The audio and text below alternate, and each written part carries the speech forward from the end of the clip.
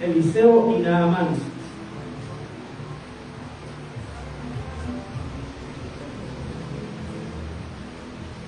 Segunda de Reyes, capítulo 5. Una vez que encuentre la palabra del Señor, nos ponemos de pie porque es palabra santa. Amén. Hoy día tenemos un culto un poquito reducido porque tenemos la otra parte donde vamos a ahogar, ¿no es cierto?, a las visitas en esta noche. Vamos a dar lectura en el nombre del Padre, del Hijo y del Espíritu Santo, y la iglesia que se va con Cristo dice: Amén. dice Eliseo y Naamán. Naamán, general del ejército del rey de Siria, era varón grande delante de su señor, y lo tenía en alta estima, porque por medio de él había dado Jehová salvación a Siria. Era este hombre valeroso en extremo, pero leproso. Y de Siria habían salido bandas armadas y habían llevado cautivo de la tierra de Israel a una muchacha a la cual servía a la mujer de Naamán. Esta dijo a su señora: si rogase mi señora al profeta que está en Samaria, él lo sanaría de su lepra. Entrando Naamán a su señor, le relató diciendo: así y así ha dicho una muchacha que es de la tierra de Israel. Y le dijo el rey de Siria: anda, ve, y yo enviaré cartas al rey de Israel. Salió pues él, llevando consigo 10 talentos de plata y 6,000 piezas de oro y 10 mudas de vestidos. Tomó también cartas para el rey de Israel que decían así: cuando lleguen a ti estas cartas, sabe por ellas que yo envío a ti mi siervo Naamán para que lo sanes de su lepra. Luego que el rey de Israel leyó las cartas, rasgó sus vestidos y dijo: soy yo Dios que mate y da vida para que este envíe a mí a que sane un hombre de su lepra. Considera ahora y ved cómo busca ocasión contra mí. Cuando Eliseo el varón de Dios oyó que el rey de Israel había arrancado sus vestidos, envió a decir al rey: ¿por qué has arrancado tus vestidos? Venga ahora a mí y sabrá que hay profeta en Israel. Y vino Naamán con sus caballos y con su carro y se paró a las puertas de la casa de Eliseo. Entonces Eliseo le envió un mensajero diciendo: ve y lávate 7 veces en el Jordán, y tu carne se te restaurará y serás limpio. Y Naamán se fue enojado diciendo: el niño decía para mí: saldrá luego y estando en pie y tocará el nombre de Jehová su Dios, y alzará su mano y tocará el lugar, y él sanará la lepra. Habana y Farfar, ríos de Damasco, no son mejores que todas las aguas de Israel. Si me lavar en ellos, no seré también limpio.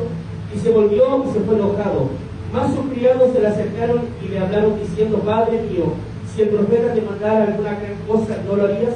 ¿Cuánto más diciéndote: lávate y serás limpio? Él entonces descendió y se zambulló 7 veces en el Jordán, conforme a la palabra del varón de Dios, y su carne se volvió como la carne de un niño y quedó limpio. Amén. Vamos a orar al Señor. Hasta ahí la palabra. Padre, te damos gracias en esta noche porque tú estás en medio de tu pueblo. Gracias por la escritura. Prepara el entendimiento, el corazón, Dios mío, de tu iglesia para que pueda recibir esta profeta mayor que es tu palabra, la que, Dios mío, se ha preparado desde tu trono para que hoy día se predicara en este día, Señor, en medio de tu pueblo y todos los que están en esta noche, Dios mío.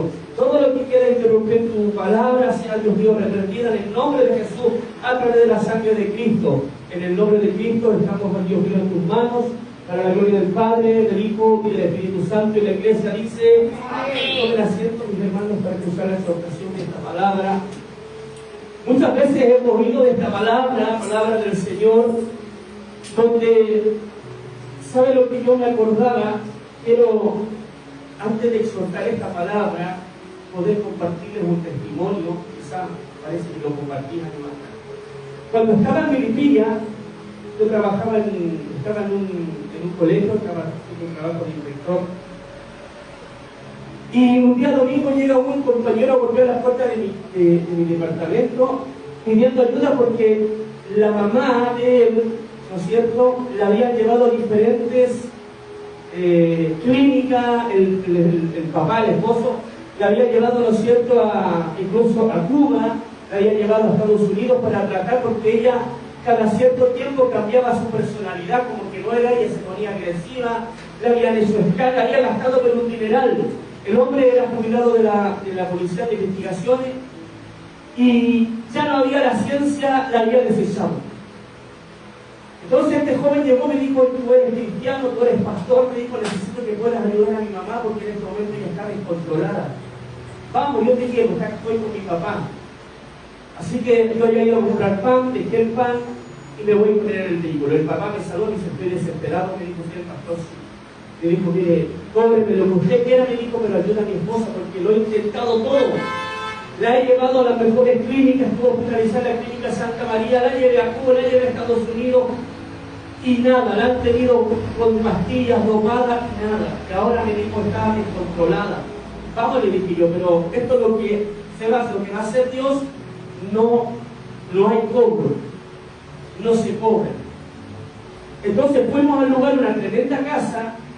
El hombre tenía una situación muy pudiente, había sido perfecto, entonces tenía un cargo importante en la PDI. Entramos a la casa grande, ¿no es cierto? Me hacen pasar, me dice, no vaya solo porque mi esposa está agresiva. Yo le dije, yo no voy solo, vengo en el nombre de Jesús, déjeme nomás. Entro a la habitación y la esposa estaba arrancándose el pelo, estaba descontrolada. Y empiezo yo, obviamente, antes oré al Señor en el camino, y entro yo y empiezo a hablarle de Jesús. Y me acerco a ella, cierro la puerta y le pongo las manos en el nombre de Jesús en su frente. La mujer dejó de dañarse, dejó de arrancarse el pelo, empecé a orar por ella, mis hermanos, para la gloria del Señor. La mujer se calmó, volvió en sí y empecé a reprender los espíritus que tenía, porque la ciencia no pudo lograr lo que su familia deseaba, que ella quedara sana. Había estado dopada, tenía 3 años en esa condición. Y lo que se demoró 3 años, que la ciencia no pudo, lo hizo Jesús en un instante. Ella volvió en sí, Dios rompió sus cadenas y ella aceptó a Cristo como su Salvador. Cuando abro la puerta, llamo a su esposo, llamo, ¿no es cierto?, al hijo, y quedaron totalmente atónitos porque había vuelto la mamá que hace 3 años se había perdido. ¿Y por qué les cuento esto, mis hermanos? Porque Naamán era un hombre que tenía una jerarquía dentro del reinado, un hombre que tenía autoridad, un hombre que iba a la guerra, un hombre que tenía mucha gente a cargo, pero su problema era, ¿no es cierto?, que tenía una enfermedad en su piel. Y ese problema, ¿no es cierto?, no había dinero, no había poder en la tierra que pudiera ayudarlo, porque el único que podía ayudarlo era Jehová de los ejércitos. ¿Cuánto lo creen? Amén. Y nosotros como iglesia predicamos a un Cristo que Él en estos tiempos hace milagros. Amén. Porque yo puedo decir que un día yo estoy vivo gracias a Jesús. Gloria a Dios. Un día yo estoy predicando la palabra gracias a Jesús. Amén. Porque cuando yo también en un tiempo vestí uniforme, muchas veces tenía compañeros que eran evangélicos. Y yo que hacía, me burlaba de ellos, porque uno joven, uno piensa en carretear, en pasarla bien, y uno poquito le da un poquito de vergüenza saber que uno puede ser evangélico. Pero cuando yo conocí a Cristo fue a través de la enfermedad que ustedes ya saben, y Dios me levantó de la muerte. Ya yo entendí que no solamente saber que hay un Dios, sino creer que este Dios hace milagros en estos tiempos. Amén. Naamán, ¿no es cierto?, ¿no es cierto?, recibió de una mujer que la habían tomado como esclava, que venía, ¿no es cierto?, y que conocía al profeta Eliseo, y le dice, yo sé que si va donde este varón, mi Señor puede sanar a Naamán. Y este hombre, ¿no es cierto?, fue y se presentó ante el rey, pero el rey no tenía autoridad. El rey podía tener jerarquía, pero no tenía la unción, no tenía el poder, no tenía el respaldo que tenía el profeta, que era Eliseo. Bendito sea el nombre del Señor. Entonces, ¿qué hace el rey? Le dice, ¿por qué mandas esta carta a mí si yo no soy nadie? Yo puedo ser rey, pero yo no tengo esa autoridad. Entonces, ¿qué es lo que hace, no es cierto? Va, Eliseo oye y ve que el rey se había arrancado su vestido y le cuenta que era a través de que Naamán tenía una lepra y que él había llegado a él y lo ayudaba. Desconociendo, ¿no es cierto?, que había un Dios, pero que no era el camino y la forma por el cual él podía ser sanado. ¿Qué hizo Eliseo, no es cierto? Fue Naamán donde él y le dice, le manda a decir a sus criados, ve y anda y lávate, sumérgete 7 veces en el Jordán y vas a ser sanado. Para que ustedes sepan, en ese tiempo, el Jordán era uno de los ríos, uno de las aguas más sucias que había. Entonces Naamán, como ve que no sale el profeta a atenderlo, pues yo soy un hombre, tengo jerarquía, tengo un mando, el profeta me va a recibir, me va a atender, pero va el profeta y manda a unos criados a decirle, dice Jehová que te sumerjas 7 veces en el Jordán. Naamán se molesta porque dice, bueno, ¿acaso acá dice el nombre de los ríos? Bendito sea el nombre del Señor. Gloria a Dios. Habana y Farfara, ríos de Damasco. Esos ríos eran ríos limpios, agua limpia. Y él pensaba, ¿no es cierto?, que él, por su jerarquía, Dios no iba a mandar a ese lugar, pero lo mandó a otro lugar, a otro río, el peor río que había, al Jordán. Y más encima, ¿no es cierto?, no quería hacer lo que Dios le había mandado. Y va uno de los criados y le dice, ¿acaso si el profeta no te dijera algo para tu bien no lo harías? Si él comprende que en su desesperación no perdía nada en hacerlo. Porque la lepra, mis hermanos, ¿no es cierto?, que nosotros sabemos que es una enfermedad donde, ¿no es cierto?, a la piel que se le cae, los pedazos de la piel son heridas que están abiertas y eso provoca dolor, provoca incomodidad. Entonces, él, ¿no es cierto?, empieza a meditar y dice, realmente lo voy a hacer. Sabía que había un Dios, conocía, ¿no es cierto?, que quizá Dios hacía milagros en esos tiempos, pero él, ¿no es cierto?, no era el tiempo de ir para que él fuera sanado. Pero cuando llegó la hora para él de conocer verdaderamente el poder de Dios, fue donde Eliseo le manda a decir que se sumergiera 7 veces en el Jordán. Fue el hombre y lo hace. A la primera vez, yo creo que él, ¿no es cierto?, empezó a dudar. Se sumergió la primera vez. Se sumergió la segunda vez, nada. Se sumergió la tercera vez, nada. Yo no sé si ustedes estarían en los zapatos de este hombre, pero ya iban la cuarta y la quinta vez y no había ningún resultado. Cuando llegó a la sexta, yo me imagino que este hombre ya estaba perdiendo la fe. Pero cuando se sumergió la última vez, que era la séptima vez, dice que cuando emergió, su piel era como de lino. Su cuerpo estaba completamente sano.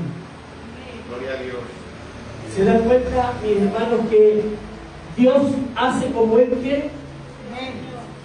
Para que nosotros un día estuviéramos aquí en la iglesia, para que un día tuviéramos un culto donde invitamos, ¿no es cierto?, a los señores carabineros, es porque a Dios le plació. No es casualidad que ellos estén acá. Amén. Porque antes que nosotros hiciéramos esto, le mandáramos la invitación, hubo una oración antes, hubo una pregunta a Dios, porque esta casa, esta iglesia no la abrió el hombre, la abrió Dios. Entonces, para que un día estuviéramos haciendo culto con ellos como invitados para honrarles, es porque a Dios le aplació. La Biblia dice que no hay hoja de un árbol que no se mueva sino en la voluntad de Dios.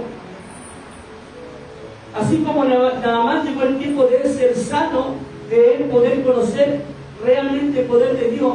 Hoy, a través de esta palabra, quizá ellos van a poder comprender que Dios en estos tiempos hace milagros, con el testimonio de la mamá de este caballero.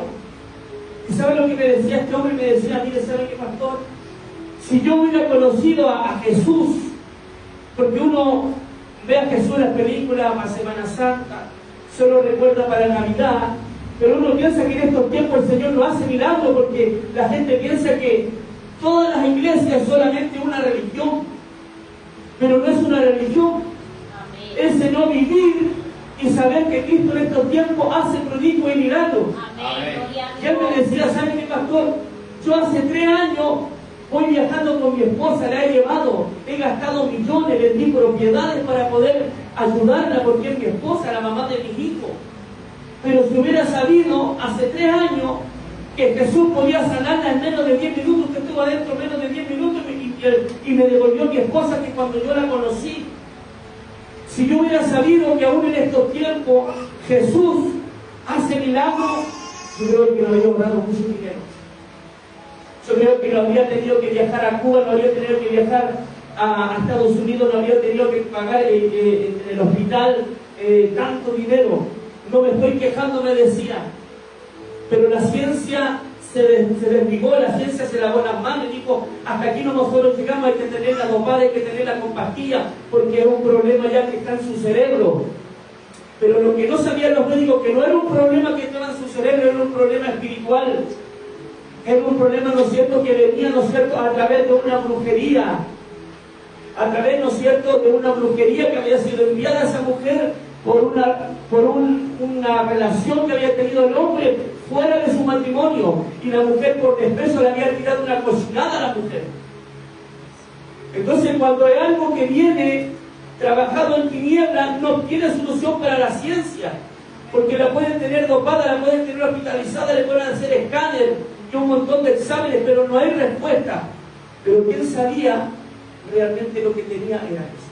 Adiós. Y este hombre me decía, ¿sabe qué? Yo me fui, tuve un alto cargo en la PDI. Leí muchos libros, conocí mucha gente, recorrí muchas partes, me mandaron en comisiones a diferentes partes. Tengo mucho conocimiento, pero jamás me habría pasado por la mente que Jesús en estos tiempos puede sanar a una persona como lo hizo con mi esposa. Por eso que la iglesia de Cristo tiene que salir afuera a anunciar que Cristo vive y Cristo sana. Amén. Por eso que somos nosotros que tenemos que orar por aquellos que aún creen en Dios, pero no saben que ese Dios hace milagros. Somos la iglesia que tenemos que orar, ¿no es cierto?, por las instituciones. Amén. Hoy día la maldad se ha multiplicado, la gente no respeta la autoridad. Amén. Como dice la Escritura, a lo bueno le llaman malo, a lo malo le llaman bueno. Amén. Si un delincuente está siendo apresado, grita, la gente al final, en vez de aplaudir el trabajo de carabinero que está haciendo, empieza a defender al delincuente. Y yo sabía que mis hermanos meditaba el otro día mientras oraba, y esto me hacía sentir el Señor. Ellos, no es porque ellos están acá, ellos tienen un horario de salida de su hogar.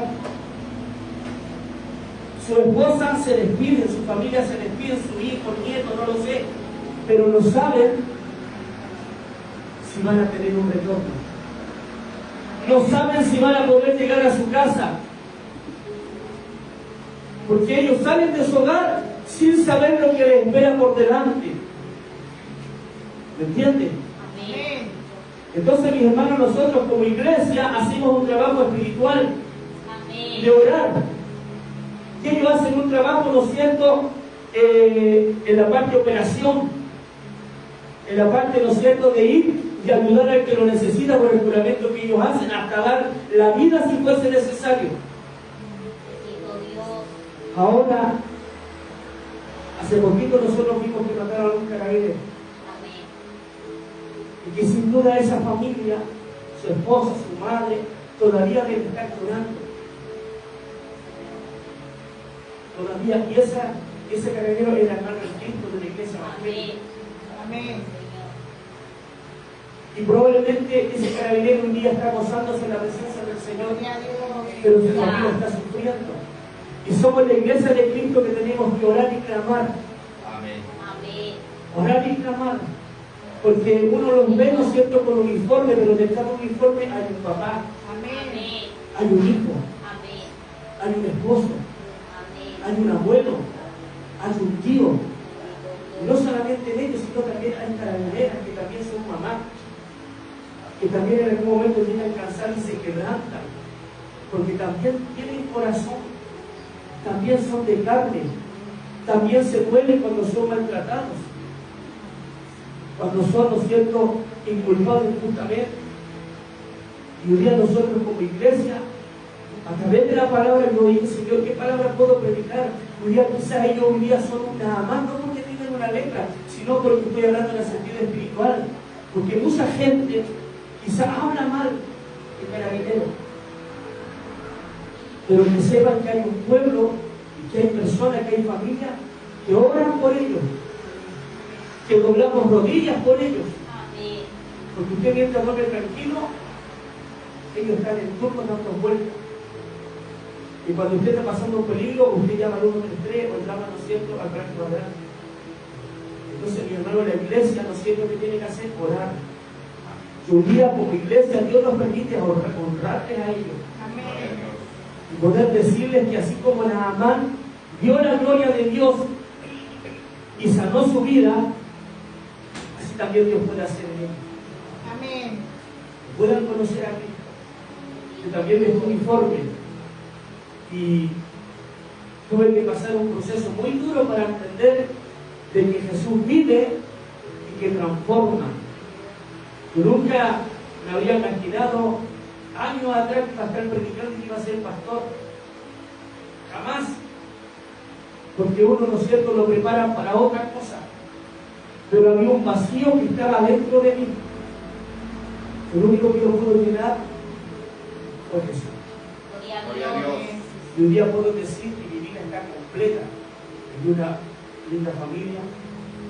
Me dio, ¿no es cierto?, una vida, quizás antes de conocer a Cristo, una vida muy dura, pero después de conocer a Cristo, puedo decir que yo doy gracias a Él, porque todo lo que un día quizás no conocí en la armada, lo conocí a través de Cristo. Un día puedo predicar su evangelio.